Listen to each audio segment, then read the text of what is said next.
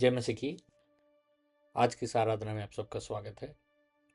चलिए हम एक छोटी सी दुआ कर लेते हैं। परमेश्वर, मैं धन्यवाद देना चाहता हूँ आज के दिन, और आज हम सबों से बातें कीजिए। परमेश्वर, हमें एक नई चीज़ें सिखाइए। आपका पवित्र आत्मा का अगुवाई हमारे जीवन में हो। परमेश्वर, धन्यवाद देते पिता, यीशु मसीह के नाम से मांगते हैं, सुने ग्रहण कीजिए, आमीन। हम सब चर्च आते हैं। चर्च क्या सिर्फ चर्च आना जरूरी है? सिर्फ चर्च आने से परमेश्वर का निकट हम हो जाएंगे? इस विषय के बारे में आज हम लोग बात करेंगे। सबसे पहले कलीसिया आना बहुत ही जरूरी है। इसको तो और इसके बारे में और बात करने का प्रस्ताव नहीं है कि जरूरी है या जरूरी नहीं है। It is very important to go to church, but attending a church is not intimacy. आप कलीसिया जा रहे हो इसका मतलब ये नहीं कि आप परमेश्वर के करीब हो। कलीसिया का सारा काम कर रहे हो इसका मतलब ये नहीं कि परमेश्वर के करीब हो। You sit in the church for years. कई साल आप कलीसिया में बैठते हो and still not know the heart of God. You sing, you sing about it. अब बहुत जन कलीसिया में कई साल से आते हैं, बैठते हैं कलीसिया में। कलीसिया में आकर बैठने से हम परमेश्वर के हृदय को हम नहीं जान पाएंगे। Church attendance is good but it is not the proof of intimacy. कलीसिया आना जरूरी है, लेकिन कलीसिया आ रहे तो इसका मतलब ये नहीं है कि वो व्यक्ति परमेश्वर का बहुत करीब है। God is not impressed by number of Sundays we show up. He is moved by the posture of your heart on the other days. सिर्फ रविवार को एक दिन आप कलीसिया जाओगे तो वो एक दिन के बारे में परमेश्वर बात नहीं कर रहा। वो एक दिन जरूरी है, वो एक दिन कलीसिया जाना बहुत ही जरूरी है, लेकिन बाकी दिन भी आपका हृदय का स्थान कैसा है? आपके हृदय के स्थान में कौन कार्य कर रहा है, कौन बैठा है, आपका हृदय कैसा कार्य कर रहा है, ये सारी चीज महत्व रखता है। Some of the most dangerous deceptions is being around holy things while remaining unchanged. देखिए, सबसे खतरनाक चीज होता है पवित्र चीजें और पवित्र लोगों के साथ रहकर नहीं बदलना। बहुत जन मेरे साथ घूमे मेरे जीवन प्राय में, लेकिन कोई मेरे साथ घूमकर लीडरशिप नहीं सीखा। घूमे मेरे साथ, बैठे, खाए पिए, लेकिन उन्होंने बहुत कुछ नहीं सीखा जो मैंने सीखा। तो उन्होंने प्रार्थना करना नहीं सीखा, उन्होंने लीडरशिप करना नहीं सीखा। उन लोगों ने लीडरशिप के बारे में उनको नॉलेज नहीं है। मेरे साथ थे, खाए पिए, घूमे घूमे रहे, लेकिन सीखे नहीं। तो हमको लग सकता है कि ये पास्टर के साथ बहुत करीब है, ये पास्टर के साथ बहुत घूमता है, इसको सब कुछ पता है। नहीं, एक धोखा हो सकता है वो। समझ रहे? क्योंकि साथ रहने से सीखना नहीं होता है। साथ रहने से कोई सीख नहीं सकता है। सीखने का हृदय अलग होता है। यीशु मसीह मत्ती का 7 का 22 से लेकर 23 में कहा, बहुत ने उस दिन मुझसे कहेंगे, परंतु मैं उससे कहूंगा, मैं तो तुझे कभी नहीं जानता। बहुत लोग प्रभु के पास आके बोलेंगे, प्रभु मैं तो आपके साथ घुमा, आप मेरे को नहीं जानते। लेकिन प्रभु बोल देंगे, नहीं, परमेश्वर यहाँ ये नहीं कह रहे कि तू मेरे साथ आया नहीं करके परमेश्वर ये कह रहे। परमेश्वर कह रहे मैं तुझे जानता नहीं। अब एक उदाहरण मैं देता हूँ। गाड़ी में हम एक गाड़ी में बैठते, ट्रेन में बैठते, हम 12 घंटा 20 घंटा एक ट्रेन में सफर करते हैं। 20 घंटा एक आदमी हमारे सामने, एक औरत हमारे सामने, एक परिवार हमारे सामने बैठा है। उसके बाद उसका स्टेशन आता है, वो उतर जाता है, हमारा स्टेशन आता है, हम उतर जाते हैं। तो इसका मतलब क्या है? कि वो आपका संबंधी हो गया, क्योंकि वो 20 घंटा आपके साथ बिताया। 20 घंटा आपके साथ बिताया, 20 घंटा आपके साथ खाया, 20 घंटा आप जब बर्थ में सोए वो बर्थ में सोया। कोई किसी का साथ रहने से कोई किसी का नहीं हो जाता है। कोई किसी का साथ घूमने से वो उसकी तरह नहीं हो जाता है। कोई किसी का साथ घूमने से वो सब कुछ सीख लेगा करके नहीं है। सीखने का हृदय अलग होता है। सीखने का हृदय अलग होता है। सीखना मतलब इंफॉर्मेशन नहीं, समझ रहे? इंफॉर्मेशन नहीं कि कैसा कैसा, ये नहीं। सीखना एक कनेक्शन है, एक संबंध है, एक स्थापना है। तुम पुलपिट का पास हो सकते हो, लेकिन तुम पुलपिट से जो बात कर रहा है परमेश्वर, उसको कैसे तुम अपने जीवन में अमल कर रहे हो, उसको तुम कैसे अपने जीवन में लेके चल रहे हो, ये बहुत अहमियत रखता है। तुम कलीसिया का सारा काम कर रहे होगे, लेकिन तो फिर भी तुम अंदरूनी अंदरूनी परमेश्वर से दूर रहते होगे। Intimacy is not being in the building, intimacy is being alignment with God. परमेश्वर का जो संबंध है वो ये नहीं कि मैं आज चर्च में आके कुर्सी में मैं बैठ गया, मैं बस। ये बहुत ज़रूरी है, आप चर्च आना बहुत ज़रूरी है, उसको गलत मत समझिए। मैं ये नहीं कह रहा हूँ कि आपको चर्च से नहीं आना है, मैं ये नहीं कह रहा हूँ आपको कलीसिया का काम नहीं करना है। मैं आज उस स्थान पर बात कर रहा हूँ जहाँ उस स्थान में आपको परमेश्वर को आने देने का मौका देना चाहिए, परमेश्वर को मौका देना चाहिए आपके जीवन में काम करने का। ये सवाल हमेशा पूछना है।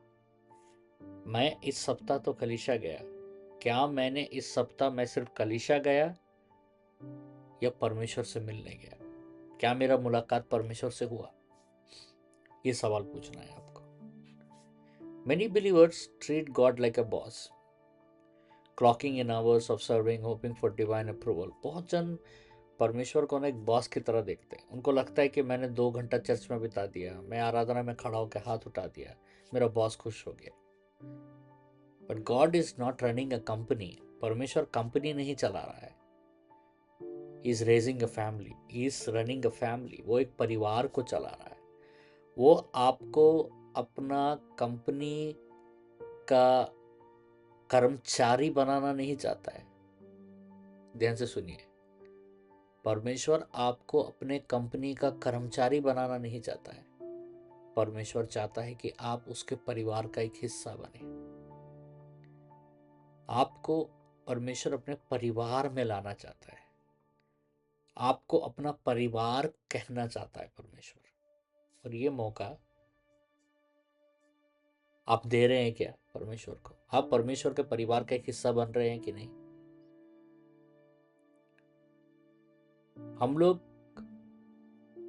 हम लोगों को परमेश्वर ने इसलिए बुलाया क्योंकि वो हम पर प्यार बरसाए और वो प्यार को हम अंगीकार करें।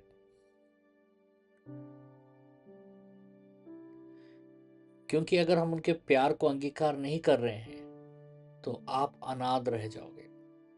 आप परमेश्वर में रहोगे, प्रार्थना करोगे, गाना गाओगे, वचन पढ़ोगे, लेकिन आपको लगेगा कि आप अकेले हो। तुम्हारे अंदर में जो अकेलापन है, 2 तरीके का अकेलापन होता है। एक तरीके का अकेलापन होता है जो सांसारिक अकेलापन होता है। मुझे किसी का साथी, उसको लगता है कि संसार का कोई वस्तु या व्यक्ति उसके जीवन में रहेगा तो वो अकेला नहीं रहेगा या रहेगी। ये बहुत ही बड़ा धोखा है। दूसरा तरीके का अकेलापन है जहां पर तुम अकेला हो, लेकिन सांसारिक अकेलापन नहीं है तुम्हारे अंदर में। तुम्हारे अंदर में तुम सांसारिक अकेलापन को महसूस नहीं कर रहे हो। तुम परमेश्वर को पाने का वो प्रयास कर रहे हो। वो दिग्गज प्रयास तुमको एक अकेलेपन की तरह लगता है, लेकिन वो अकेलापन नहीं है। उसमें एक सामर्थ्य रहता है कि तुम परमेश्वर के करीब जाना चाहते हो। ये जो अकेलापन है, बहुत जन इस अकेलापन को भरने का खोज में परमेश्वर के उद्देश्य को अपने जीवन से गवा बैठते हैं। समझ रहे? अकेलापन तुम्हारे जीवन में लोग नहीं भरना है, वस्तुएं नहीं भरना है, परिस्थितियां नहीं भरना है। परमेश्वर तुम्हारा अकेलेपन को भरना है। तुम्हारा अकेलापन, तुम अकेला क्यों महसूस कर रहे हो? खाली क्यों हो तुम? तुमको कभी कभी तुम्हारा खालीपन अकेलापन की तरह लगता है, लेकिन तुमने उसको ध्यान से नहीं देखा। वो अकेलापन नहीं है, वो खाली स्थान है, और उस खाली स्थान को परमेश्वर भरना चाहता है। उस दिन जब तुम्हारे जीवन में ऐसा आएगा कि तुम समझ जाओगे कि तुम कौन हो, क्योंकि गलातियन का 4:6 और 7 कहता है, क्योंकि तुम पुत्र हो। कौन हो तुम? पुत्र हो। परमेश्वर ने अपने पुत्र का आत्मा हमारे हृदय में भेजा है। अगर तुमको पता चले कि तुम अकेला नहीं हो, उस दिन तुम्हारा जीवन बदल जाएगा। वो कब पता चलेगा? जब तुमको पता चलेगा कि परमेश्वर का प्रेम परमेश्वर का प्रेम तुझ पर बह रहा है, परमेश्वर तुमसे प्रेम कर रहा है, तब तुम्हारा प्रार्थना बदल जाएगा। अब तक तुम्हारा प्रार्थना लोगों लोग लोगों लोगों में लोग लोगों लोगों लोगों में अगर तुम जब रहोगे ज्यादा, तो उनका सोच तुम पर प्रभावित होना शुरू होगा। तुमको लोगों को खुश करने में तुम जियोगे, तुम्हारा जीवन उसी में चला जाएगा। और उस परिस्थिति में तुम्हारा आराधना में प्रभाव पड़ेगा, तुम्हारे प्रार्थना में प्रभाव पड़ेगा, तुम्हारा व्यक्तिगत जीवन में परमेश्वर के साथ प्रभाव पड़ेगा, तुम्हारा आत्मिक जीवन में प्रभाव पड़ेगा। लेकिन क्या अगर ऐसा होता है कि सिर्फ तुम्हारा ध्यान परमेश्वर पर हो और तुम परमेश्वर को, तुम्हारा अकेलापन परमेश्वर से भरा जा रहा है, तुम्हारा आनंद परमेश्वर के गीतों से भरा जा रहा है, उस स्थान में अगर तुम जा पाओ तो तुम भरोगे।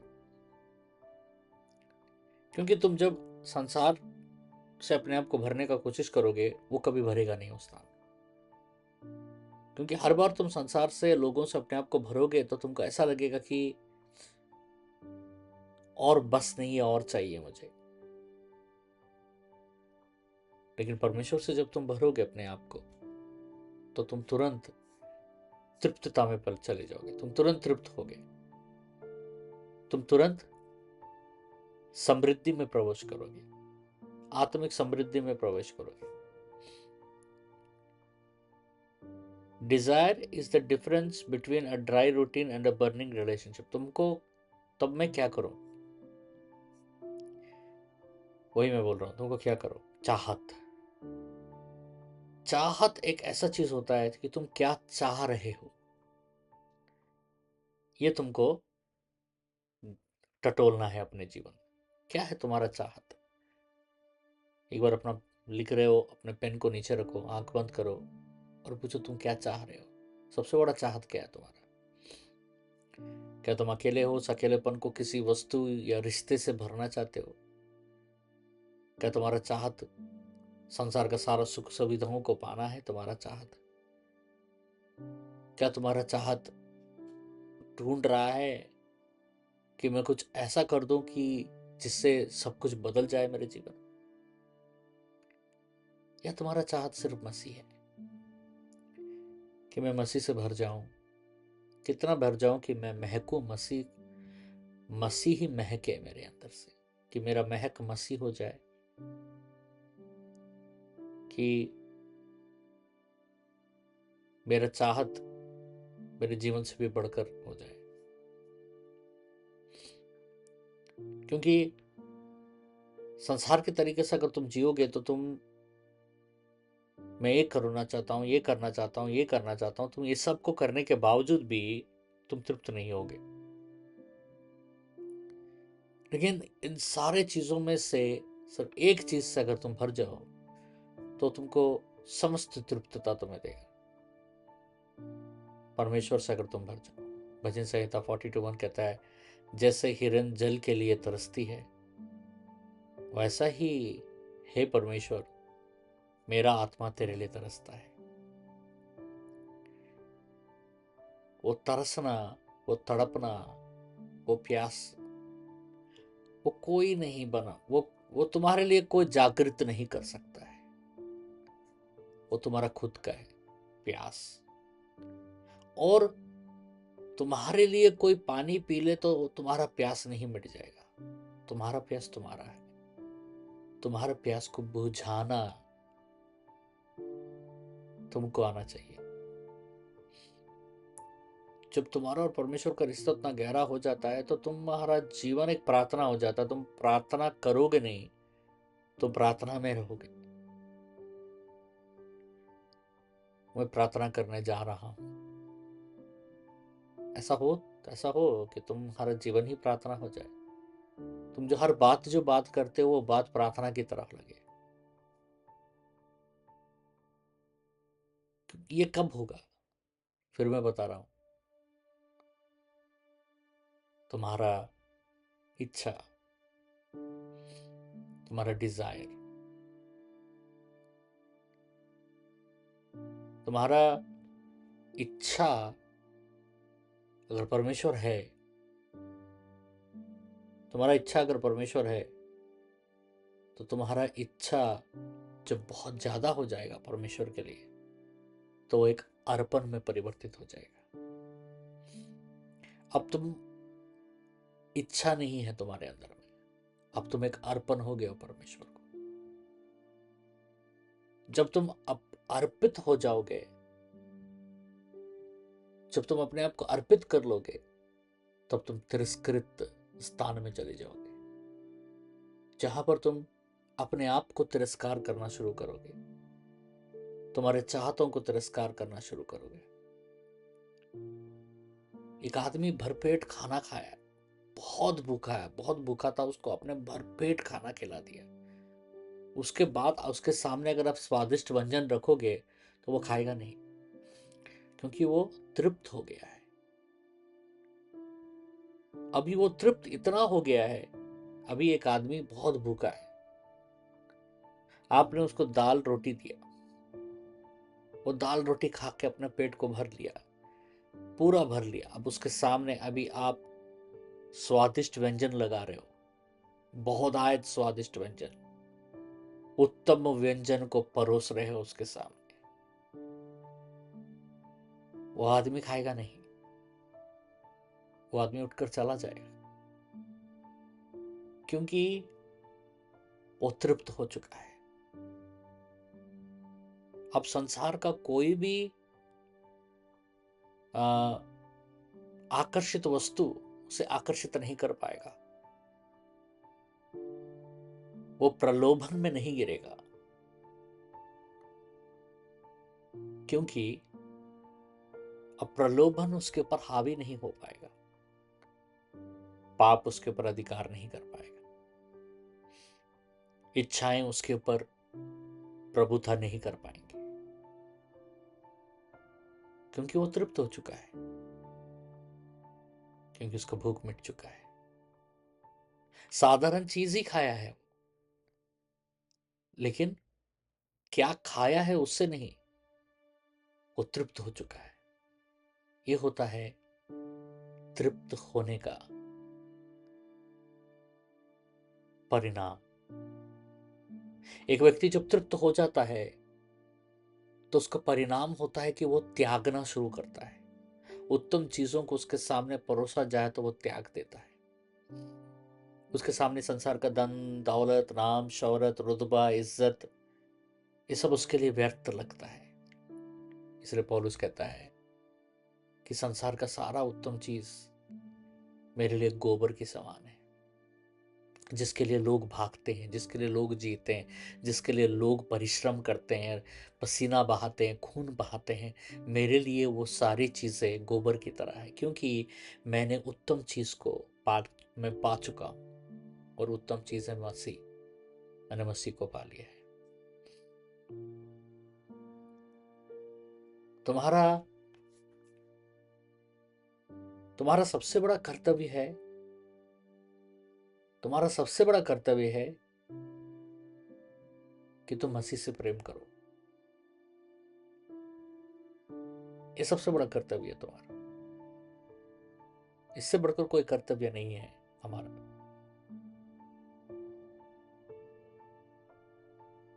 हम तुम एक तृप्त होने वाला व्यक्ति उसकी आराधना प्रभावशाली होता है, उसका प्रार्थना प्रभावशाली होता है। एक जो मसीह से अपने आप को तृप्त कर चुका है, जो संसार की चीजों से भेद नहीं कर पाती, उसके अंदर से पार नहीं हो सकते, जो एक फौलाद बन चुका है मसीह में। बहुत लोग कलीसिया में हाथ उठाते हैं आराधना करते समय, लेकिन बहुत कम वो लोग होते हैं जो मन और हाथ को एक साथ उठाते हैं आराधना में। क्योंकि मन एक कोटरी की तरह है, बहुत रहस्यमय चीजें हैं वहां पर। मन इंसान का एक विशाल स्थान होता है जहां पर वो सब कुछ समेट कर जीता है। एक इंसान को मन को खाली कर रहा एक असंभव सा कार्य है। इंसान अपने मन को खाली तब कर पाएगा जब वो किसी चीज से भरेगा, जब वो परमेश्वर से अपने आप को भरेगा। क्योंकि बाकी जो भी इंसान अपने मन में भर रहा है वो एक परछाई की तरह है। उसके जीवन में वो अपने मनों को किस चीज से भर रहा है, वो सारी चीजें उसको लग रहा है कि वो संतुष्ट पाएगा उन चीजों से, लेकिन वास्तविकता यह है कि वो संतुष्ट नहीं पा पाएगा उससे। उसके जीवन में संतुष्टि या आनंद उन वस्तुओं को अपने मन में भरने से नहीं आएगा उसके। हमारा जो हृदय है ना, हमारा जो मन, हमारा जो आत्मा, वो परमेश्वर, वो उसका ढांचा, हर चीज का एक ढांचा होता है, आपको तो मालूम है। हमारा जो ढांचा है वो परमेश्वर को भरने का ढांचा है। हम एकांत में किसको पुकार रहे हैं वो हमारा प्रभाव हमारे जीवन को प्रभावित करेगा। जब कोई आपको नहीं देख रहा है उस समय में आप क्या सोच रहे हैं, किसके बारे में सोच रहे हैं, वो चीज बहुत जरूरी है उस समय में। क्योंकि तुम्हारा अभिषेक उमड़ता है, बढ़ता है, बढ़ता है अगर तुम उस एकांत समय में भी परमेश्वर के बारे में सोच रहे हो। तुम्हारा मन परमेश्वर के विधियों पर, विधानों पर, संविधान पर तैनात है तुम्हारा मन, और उसे पूरा करने का इच्छुक रखता है, तब तुम्हारा जीवन उमड़ेगा परमेश्वर के अभिषेक से, उमड़कर बह जाएगा। मैं कितना करूं, अगर आपको लगेगा मैं कितना करूं और कि मैं और परमेश्वर को पाऊं, तो ये गलत सवाल है। आप कुछ भी कर लो, आप परमेश्वर को पा नहीं सकोगे। मैं कितना करूं नहीं पूछना है, मैं कितना हूं परमेश्वर में, ये सवाल पूछना है आपको। तुम कितना, इज़िकियल को परमेश्वर कहता है डूबो, पानी घुटने तक आता है, फिर बोलता है और आगे जाओ, कमर तक आता है, फिर पानी छाती तक आता है, फिर बोलता है पूरा डूब जाओ। परमेश्वर के प्रेम में डूब जाना है, इतना डूब जाना है कि एक आदमी जब पूरा डूब जाता है तो नदी में अगर पूरा डूब गया, एक आदमी घुटना तक है, तो वो बाहर निकल सकता है नदी से, क्योंकि वो अपने शरीर को नियंत्रित करने का क्षमता रखता है, क्योंकि अभी पानी उसके घुटने तक ही है। कमर तक भी खिंचाव रहेगा, पानी का खिंचाव रहेगा, लेकिन फिर भी वो बाहर निकल सकता है। छाती तक फिर भी वो तैर कर बाहर आ सकता है, क्योंकि उसके हाथ बाहर है। लेकिन वो आदमी का क्या होगा जो पूरी तरीके से पानी में डूब चुका है, जो पूरी तरीके से पानी में डुबकी लगाया, अब वो उसकी क्षमता में उसके उसके बल के परे है, उसके सामर्थ्य के परे है। अब वो नदी जहां बहा के ले जाएगा वो वहीं बह जाएगा। अपने आप को परमेश्वर के प्रेम में घुटने तक, कमर तक, छाती तक नहीं, पूरा सिर तक डूब जाना है, ताकि और आपको परमेश्वर का प्रेम बहा के लेके चला जाए। तो आपको लगता है कि एक रविवार को आप आने से ये पूरा हो जाएगा? हमारा कर्तव्य है रविवार को आना, परमेश्वर का आराधना करना, एक सम्मति होकर, एक संगठन की तरह, एक कलीसिया के रूप में सारे भाई बहन मिलकर परमेश्वर का मिलकर आराधना करना, एक पारिवारिक तरीके से, ये महत्वपूर्ण है। लेकिन सिर्फ इसी एक कर्तव्य को परिपूर्ण करने से अब परमेश्वर की उपस्थिति से आप लवलीन हो जाओगे, ये सोचना अनिवार्य नहीं है, उचित नहीं है। क्योंकि सबसे ज़रूरी चीज़ हमें समझना है कि परमेश्वर का उपस्थिति में आना है तो परमेश्वर ही खींचना होगा आपको।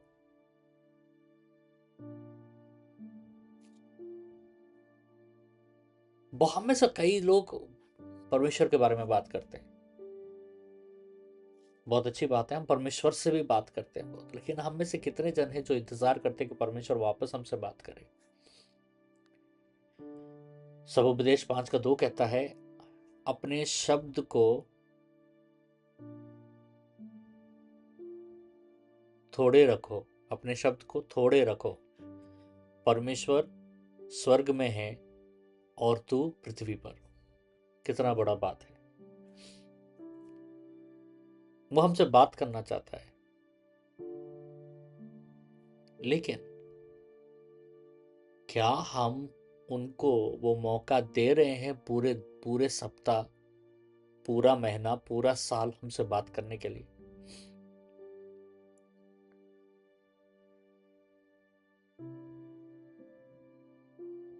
हम कई बार परमेश्वर से मार्गदर्शन के बारे में प्रार्थना करते हैं, हमारी सारी प्रार्थनाएं मार्गदर्शन के पर ही अटका हुआ है, लेकिन हमको मार्गदर्शन नहीं मिलता है तो हम क्या करते हैं, हम अपना राह खुद चुन लेते हैं। क्यों? क्योंकि हम रुकते नहीं है कि परमेश्वर हमसे वापस संपर्क करे, हमसे बात करे। क्योंकि परमेश्वर के स्वर को अगर आप अनुभव करना चाहते हो तो इसके लिए आपके जीवन में सबसे जरूरी चीज है ठहराव। ठहराव मतलब रुक जाना नहीं होता है, ठहराव होता है समर्पण। कि परमेश्वर के पास जाकर हमें परमेश्वर की आवाज सुनने के लिए अपने आप को तैनात और तैयार करने का, अपने आप को उस स्थान पर ले जाने का प्रक्रिया को समझना जरूरी है। क्योंकि आप चले तो जाओगे, क्योंकि कई साल से मैं चर्च आ रहा हूं, कई साल से मैं क्रिश्चियन हूं,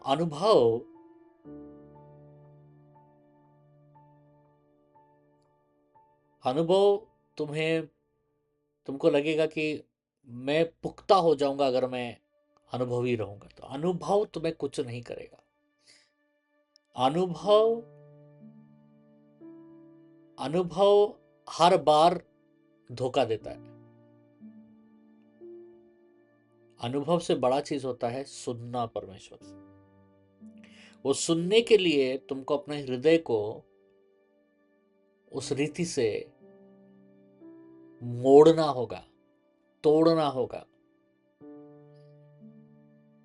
कि क्या चीज है, रुकावट है जो मैं परमेश्वर के स्वर को मैं स्पष्ट रूप से सुन नहीं पा रहा।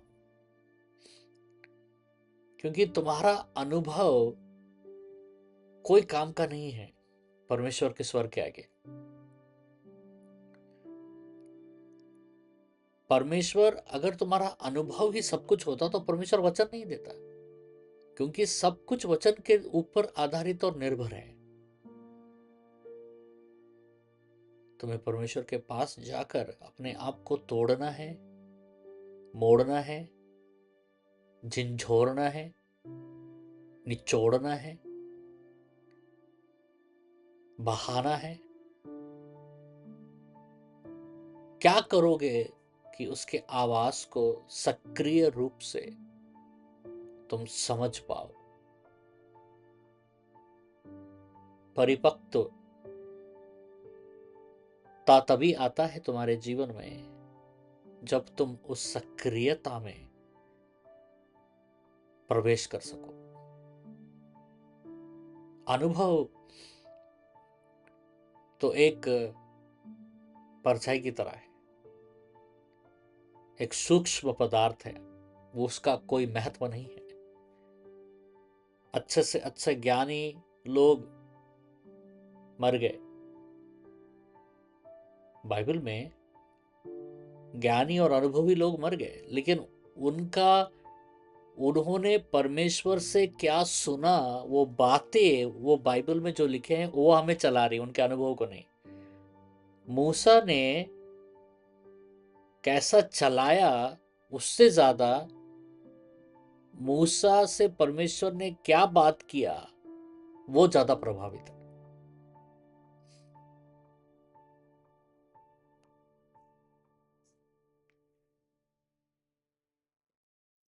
हम आशीष के पीछे दौड़ते हैं, लेकिन आपको मालूम है कि आशीष संबंध से दृढ़ होता है। आशीष जो है वो संबंध से दृढ़ होता है। हम हर बार एक चमत्कार, एक चंगाई के बहाली में हम जीवन जीते हैं। सही बात है, कुछ में कोई गलत बात नहीं है। परमेश्वर है चमत्कार करने के लिए, परमेश्वर है बेदारी लाने के लिए, परमेश्वर है बहुतायत देने के लिए, वो कोई नहीं है, वो कोई गलत बात नहीं। लेकिन हर बार हमारा मन वहीं पर रहना, हर बार हमारा मन वहीं पर रहना, वो बताता है कि आप अपने जीवन में आ, बढ़ नहीं पा रहे हो। हम परवरिश के बारे में बात करते हैं।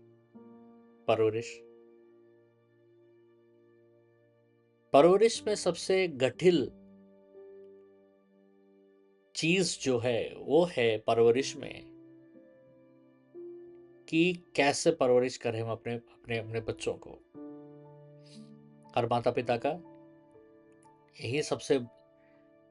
यहीं पर सबसे ज्यादा झुकाव रहता है उनका, और उनका जीवन का सारा प्रभाव इसी पर ही टिका हुआ होता है। लेकिन सबसे बड़ा परवरिश आपको करना है अपने हृदय का। आप अपने हृदय को कैसे परवरिश कर रहे हो, ये आपके आत्मिक जीवन के उन्नति को दर्शाता है। तुम्हारा आत्मिक जीवन का उन्नति तुम्हारे हृदय के परवरिश पर निर्भर होता है। मैं रोज सुबह उठकर अपने हृदय को कैसा परवरिश करता हूँ, वचन पढ़ता हूँ, प्रार्थना करता हूँ। सिर्फ वचन पढ़कर एक वचन ज्ञान रूपी संदेह के रूप में नहीं पढ़ना नहीं है, वचन को लागू रूपी करना है। क्या फायदा ज्ञान, बाइबल में क्या लिखा है वो जानना जरूरी है, या बाइबल कैसा जीने के लिए कहता है वो जीना जरूरी है? तो बहुत जरूरी चीज है कि हम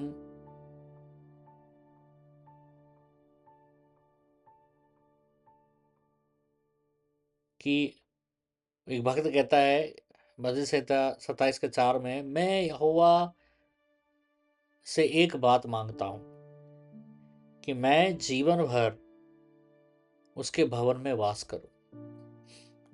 ऐसा क्या चीज है कि यहोवा के भवन में वो वास करना चाहते हैं? यहोवा का भवन का मतलब ये नहीं होता है कि उसका जो चर्च, यहोवा का भवन उसका धाम जहां पर वो निवसित है। वो कह रहा है कि एक और निर्गमन का 33 का 15 में मूसा कहता है, यदि तू अपना यदि तू आप हमारे साथ ना चले तो हमें यहां से ना ले जाओ। मतलब तू हमारे साथ चलना जरूरी है। मूसा कह रहा है तू हमारे साथ चलना जरूरी है, तुमको हमारे साथ चलना पड़ेगा परमेश्वर। अगर तू हमारे साथ नहीं चल रहा है तो हम नहीं जाएंगे। तू जहां चलेगा मैं हम वहां चलेंगे, तू जहां ले जाएगा हम वहां जाएंगे।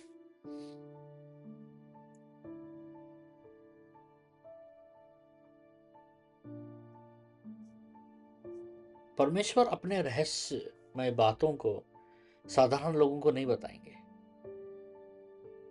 परमेश्वर सिर्फ उन्हीं को बताएंगे जो उनके साथ करीब है। भजन संहिता 25 का 14 कहता है, जो यहोवा का भय मानते हैं उसके भेद की बातें उन्हीं को बताई जाती है।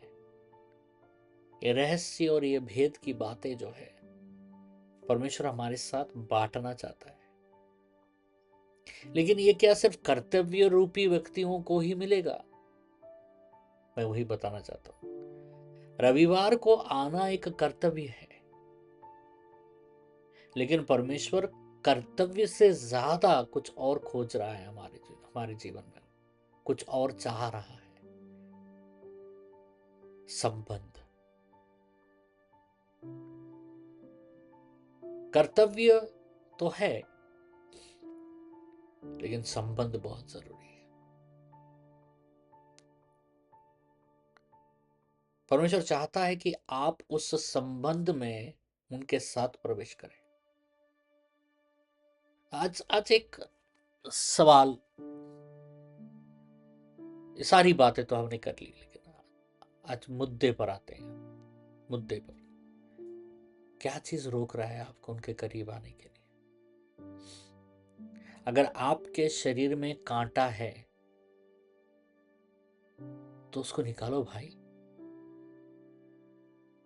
उसे उसे उस स्थान पर क्यों छोड़ दियो? वो चुभ रहा है तुमको। तुमको पता है कहां पर कांटा है, कहां पर ज्यादा दर्द दे रहा है, कहां पर ज्यादा पीड़ा है तुम्हें, कहीं पर। और वो कांटा तुम्हें कितना परेशान कर रहा है तुमको मालूम है, तो उसको निकालो। आज आज आज यही बुलावा है तुम्हारे लिए। आज आओ, आज घुटना टेको, आओ। जब बैठना चाहते हो बैठो, घुटना टेको, खड़ा रहो, जो करना चाहते हो। आज क्या चीज है जो वो कांटा क्या है जो तुझे और परमेश्वर के उस रिश्ते भाव में प्रवेश करने के लिए एक दुविधा बन चुका है तुम्हारे जीवन में? क्या चीज है वो? तुमको पता है क्या चीज है? क्या समय है वो? क्या तुम्हारा आलसीपन है? क्या तुम्हारा अकेलापन है? क्या तुम कहीं और संतुष्ट को खोज रहे हो? क्या तुम्हारा उन पर 100% भरोसा करने का क्षमता नहीं है तुम्हें? क्या तुम हार चुके हो? क्या तुम निर्बल महसूस करते हो? क्या तुमको यह लगता है कि परमेश्वर तुम्हें कभी प्रेम नहीं करेगा? क्या तुम किसी चीज का इंतजार कर रहे हो? क्या कोई बदलाव का अपेक्षा के साथ जी रहे हो? क्या एक परिवर्तन का इंतजार है तुम्हें? क्या है वो? या हो सकता है मैंने जो भी बोला उसमें वो नहीं हो, लेकिन कुछ तो है। तो आज मैं बोलूंगा तुम्हें कि उसे निकालो, उस कांटे को। तुम्हारा परमेश्वर का संबंध कर्तव्य रूपी है, बहुत अच्छा है। तुम कर्तव्य रूपी हो, तुम कर्तव्य करते हो। परमेश्वर तुम्हें जो करने के लिए कहता है तुम करते हो। परमेश्वर करने से कहने से पहले ही तुम करते हो। परमेश्वर के कार्य को, काम को करने के लिए तुम दौड़ते हो। लेकिन याद रखना, परमेश्वर प्रभु यीशु मसीह ने क्या कहा कि जब प्रभु के पास लोग आके और कहे कि हमने ये किया प्रभु, हमने आपके नाम से भूत भगाया, हमने आपके नाम से भविष्यवाणी किया, तो प्रभु कहते हैं मैं नहीं जानता तुम कौन हो, क्योंकि वो कर्तव्य रूपी व्यक्ति थे। वो लोग भी जरूरी है कलीसिया में, लेकिन सिर्फ कर्तव्य रूपी बनने से तुम परमेश्वर का करीब नहीं बनोगे। तुम्हें पारिवारिक रिश्ते में परमेश्वर का प्रवेश करना है। कर्तव्य और क्रिया से परे है वो रिश्ता परमेश्वर के साथ, वो इंटीमेसी में तुमको प्रवेश करना है। तुमको जाना है, तुमको तोड़ना है अपने आप को। क्या चीजें रोक रही हैं? देखो, हमेशा याद रखो, जो भी चीजें तुम्हें रोक रही है ना, मैं एक बहुत पता की बात कर रहा हूं, जो भी चीजें वो तुम्हें रोक रही है ना, तुम उनको पिछड़ने का सामर्थ्य रखते हो। तुम उनको ऊपर हावी होने का सामर्थ्य रखते हो। तो कोई भी चीज ऐसा नहीं है कि तुमको रोक सके। आज प्रार्थना करो। चलो, परमेश्वर मैं धन्यवाद देता हूँ आज के दिन। Hallelujah, hallelujah, hallelujah, hallelujah. स्तुति, महिमा, महिमा, महिमा। कि जो भी चीजें परमेश्वर उनके जीवन में एक रुकावट की तरह, एक रोक रही हैं परमेश्वर उनके जीवन में, जो भी चीजें उनके जीवन में उनको लग रहा है कि ये समय जो है ये उनका, वो सारी चीजों को तोड़िए परमेश्वर यीशु के नाम से। परमेश्वर मैं प्रार्थना कर रहा हूँ आज की उन कांटों को हमारे जीवन से निकालिए यीशु के नाम से, जो एक रुकावट बनकर परमेश्वर हमारे जीवन में आ रही है। क्या चीजें हैं परमेश्वर जो मुझे परमेश्वर के करीब में कुछ रिश्ते में प्रवेश करने से मुझे रोक रहे हैं? मुझे उनका आवाज सुनना है, मुझे उनको महसूस करना है, मुझे उनके साथ रहना है, मुझे उनको देखना है, मुझे उनके दर्शन देखने हैं, मुझे उनके सपने देखने हैं, मुझे उनके रहस्यमय स्थानों में मैं प्रवेश करना चाहता हूँ। परमेश्वर मुझ में और प्यास बढ़ाइए। परमेश्वर मेरा ये जो कि मुझे लगता है कि मैं अकेला हूँ, इसको तोड़िए प्रभु, क्योंकि ये अकेलापन जो है ये एक अनाथ आत्मा है और इस आत्मा का अधिकार मेरे जीवन पर नहीं होना है। मैं एक लाचार व्यक्ति हूँ, मैं एक कमजोर व्यक्ति हूँ। ये सारी बातें एक एक एक विकलांग और एक ये विकलांग वाली बातें एक अनाथ आत्मा ही बात करता है, लेकिन मैं तो अनाथ नहीं हूं, क्योंकि परमेश्वर ने मुझे दत्तत्व लिया है। परमेश्वर मैं आपके उस प्रेम में प्रवेश कर पाऊं, ताकि मैं ये आपके हृदय के धड़कन को मैं सुन सकूं, आपके प्रेम को महसूस कर सकूं। मैं तिरस्कृत नहीं हूं परमेश्वर, मैं लाचार नहीं हूं, मैं बेचारा नहीं हूं। मैं आपका संतान हूं, मैं आपका संतान हूं। परमेश्वर मुझे जीतने का सामर्थ्य आपने दिया है, मुझे खड़ा होने का सामर्थ्य आपने दिया है। परमेश्वर मुझे मुझे लड़ने का सामर्थ्य आपने दिया है, मुझे प्रेम करने का सामर्थ्य आपने दिया है।